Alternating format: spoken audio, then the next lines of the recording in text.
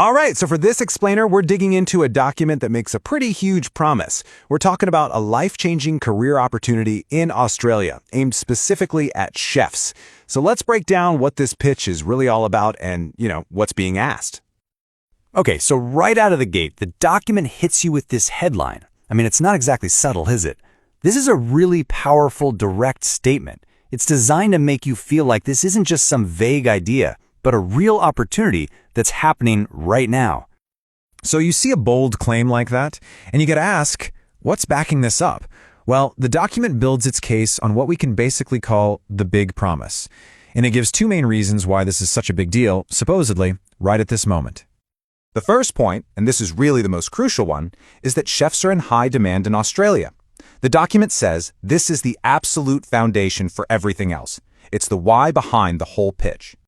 And then, building right on top of that, the document claims that because of this super high demand, the chances of getting an invitation to migrate are, and they use these exact words, extremely high.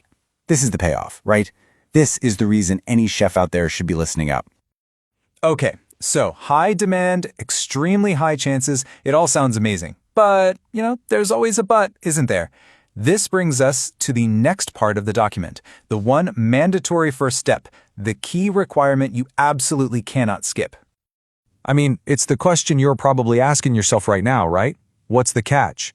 If this door is so wide open, what's the key you need to actually walk through it?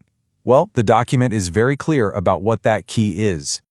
And here we have it. The main thing you need is something called a skills assessment. Now, the document makes it clear this isn't just, an interview or a quick look at your resume. Nope, it's a formal process to officially check that your skills are up to Australian standards.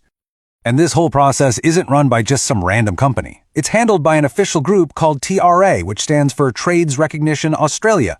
So basically, TRA is the official gatekeeper for any chef who wants to go down this path.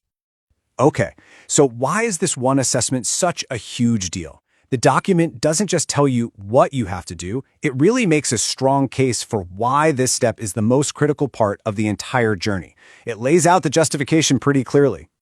So, the document basically says this skills assessment is a complete non-negotiable.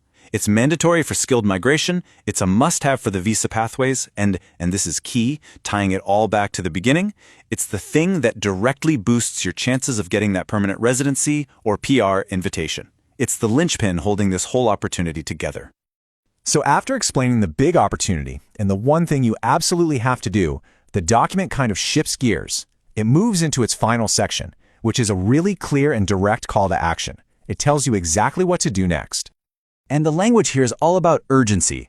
When it says, take maximum advantage while demand is strong, it's trying to frame this as a limited time offer, a window of opportunity that might close.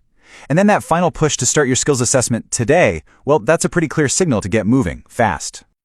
So if you boil the whole document's argument down, it's really this simple three-step path. Step 1, recognize that the demand for chefs is super strong. Step 2, get started on that mandatory skills assessment. And Step 3, don't try to do it all by yourself. The document suggests you should seek out some expert guidance. And that third step, it gets very specific. The document doesn't just say, hey, get some help. It actually points to a specific person, giving you a name, a phone number, and an email address. This contact is basically presented as the person who can walk you through that whole official TRA process step by step. And that really brings us to the end of our breakdown here.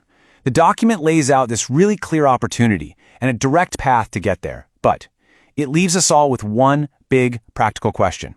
We know the skills assessment is mandatory, but what does it actually involve for a chef? Like, what do you have to do? What do you have to show them or prove? And that seems to be the most critical next question for anyone even thinking about this.